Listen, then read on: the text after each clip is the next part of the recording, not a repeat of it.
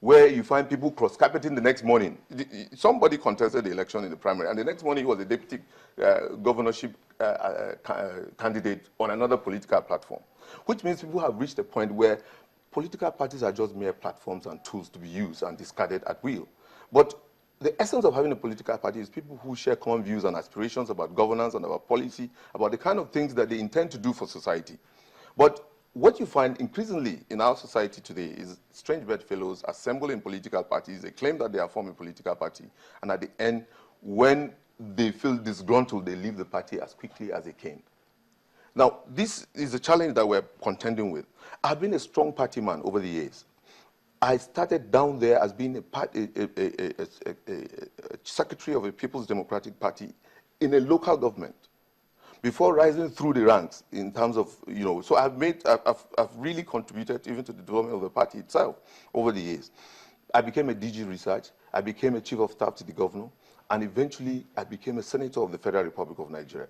And in 2 years, I know what I have done as a senator representing my constituency.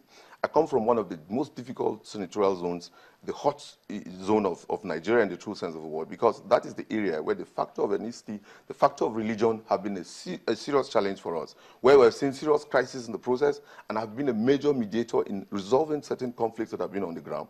And people have come to appreciate the contribution that some of us have made in the governance situation. Not just that somebody just woke up one morning and said, come and be governor. No, you must have an antecedent, you have a record, you have a contribution that you have made over time that will necessitate or compel attention on you sufficient to be supported for you to become a representative of the people. And that is the reality. So when people talk about handpicking, it's a lame way of just, casting aspersions and making it look as if it wasn't possible if not for. But at the end of the day, for me, if not for God, it is not possible. For me, a young man like this, getting through the ranks in that order, I'm contesting with people in the past who have been deputy Senate presidents, I'm contesting in the past with people who have been governors before, and yet the citizens on the ground feel compelled, based on their conviction, that this is the person that should be voted to represent them. Okay, now let's talk about the suspension, resignation of the chairman of the PDP in your state. Is there any link? Is there any connection? The truth of the matter is that as a sitting chairman of a party, he decided he wanted to contest for the governorship seat. And he was simply advised that, look, you cannot remain as chairman of a party and at the same time want to contest elections. And that necessarily, he felt that it's not possible. He will sit tight and remain chairman until the day he feels like leaving. And all the other members of the party felt, look, you cannot eat your cake and have it. You cannot be contesting governorship and still hold on to the office of being chairman of a party. And it dovetailed into a direction where he had to leave the party to contest for governorship. And at the end, he didn't get up to 30 delegates voting for him. If he was truly a chairman of a party who was in control of a party and left all out in a very decent manner to contest, he is likely to have won the hearts of those who are already members of the party. But he thought he would fight the system. You see, this is a party. You cannot be asking for the head of a party. You cannot be thinking of how to destabilize a party and you expect the party again to turn around and vote for you. This is the unfortunate thing. And then there's another dimension of things that have been raised with regards to complications here and there. When you're contesting a party primary, it is the people in the party that conduct this election.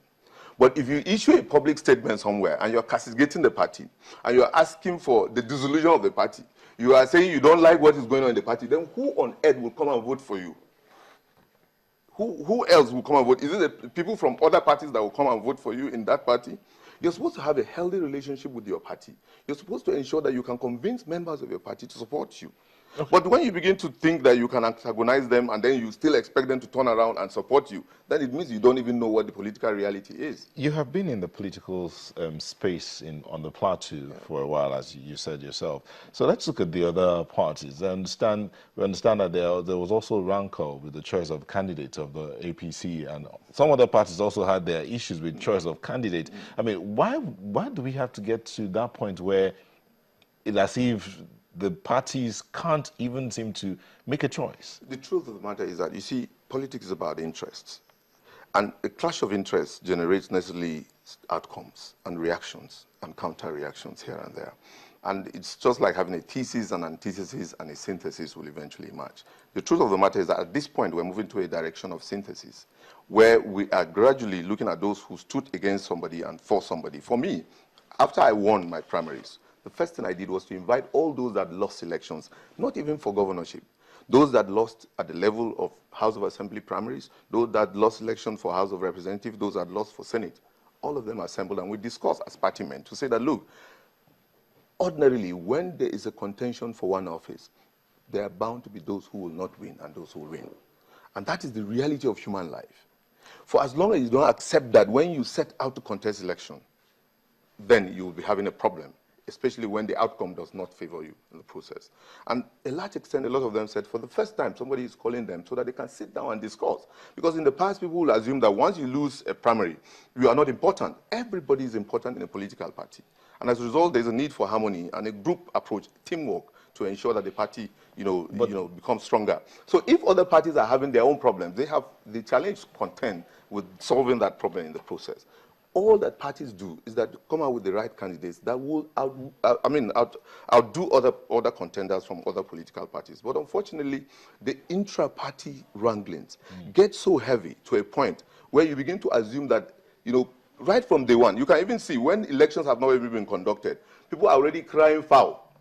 People will start shouting even before the actual conduct of elections. So if already your frame of mind before the conduct of an election is already raising issues, and then by the time the elections hold again, what do you think will be your response? First, you must have confidence in the system, work towards that system, approach the system with all its inadequacies, and ensure that at the end you gain support of the people. And when the support is extended to you, you eventually reach out to the rest of the people who were also in contention and ensure that you act as a team and deliver on policy, deliver on governance promises, deliver on the right things that will transform society. Well, beyond the political scene, what the situation on the Plateau, what's the Plateau like right now? Presently, relative calm. Of course, a very sensitive state, like I said, located in the middle of Nigeria with all the strategic complications on the ground. And the truth of the matter is that we're doing pretty well, given the reality across Nigeria, especially in northern Nigeria, especially the security challenges here and there. I believe people are getting gradually prepared to begin to focus on survival, focus on peace, ensuring that bridges are built across divides, and ensuring that in the course of even the conduct of elections, that they will not do so based on divisive tendencies. We all know that just in particular, and the Plateau in general, used to be like the collecting point of the home of peace, the home of peace, yes, Mm-hmm. the collecting point for practically all of Nigeria. I mean, there's hardly anybody that you talk about now in the entertainment industry, for instance, who would not mention having stayed in Jos for a while or something. So, can we get back to that point where the Plateau becomes indeed the home it used to be? I look at the future not in terms of going back to the past, but as a future that will be a reflection of the reality of our experiences and moving into a future that is certainly better and greater than even the past. In other words, there is a high possibility that given our experiences on the Plateau, that we're moving to a future where the generation that is taking charge of affairs is focused on making the desirable impact that will certainly project the state, not just as a home of peace, but actually as a hub of not just developmental innovation compared to other states of the Federation, but also as a place where everybody wants to come and settle. And that was the reality in the past, and that is still possible given the way and manner we're gradually reaching out to each other on the Plateau and ensuring that we can work and be greater as a state. Okay, and maybe I should just quickly go back to some of the issues that we raised concerning your emergence. The 12 that are aggrieved. What are you doing to see how? Frankly, I've said already that even those that didn't contest governorship, I'm reaching out to them. Do you think what it's more going of to those? affect your chances, even as You a see, party? let me tell you, I understand the dynamics of delineation of constituencies, the dynamics of voting patterns, the dynamics of support groups. You see, I'm probably one of the youngest of the aspirants. And for those who are talking about zoning, there are people who are talking about a generational shift in governance. And that, to them, breaks the barriers of geography, breaks the barriers of ethnicity, breaks the barriers of religion. So that is the new challenge for our own generation in moving in a direction that will make progressive impact on our society.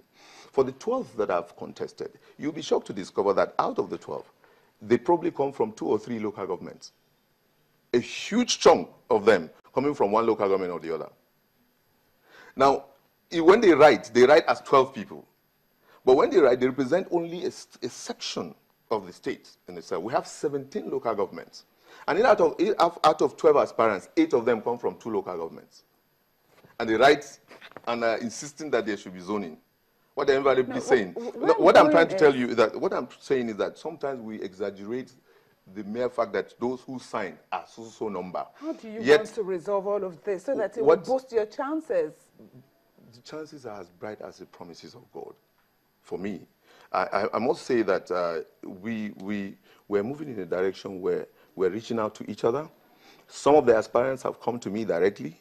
They have completely shown their support and are working with me. Some we have even integrated their structures to ensure we're working together. Some still are finding it very difficult to accept the outcome, and we're reaching out to them.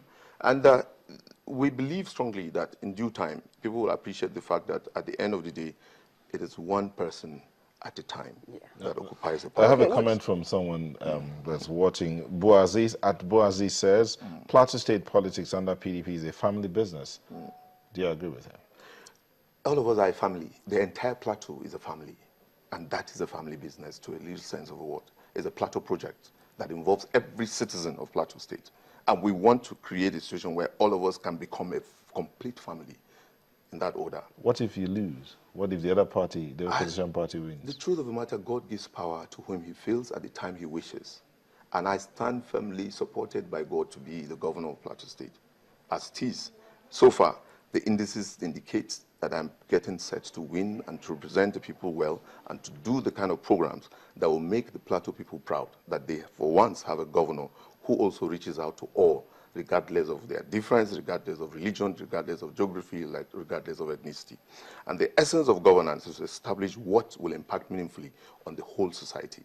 And I think strongly we're continuing on the lofty programs of the current administration.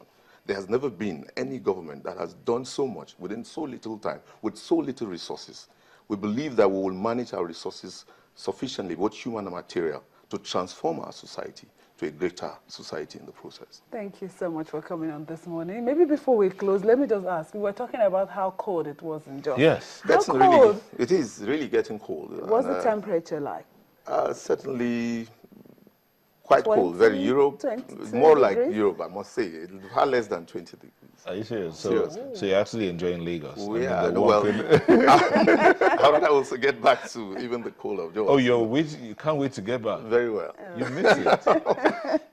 Thank you so much for coming on this morning. We've been speaking with the governorship candidate of the People's Democratic Party for Plateau State, Senator Gyang Wajo. Yeah. Thank you so much for coming.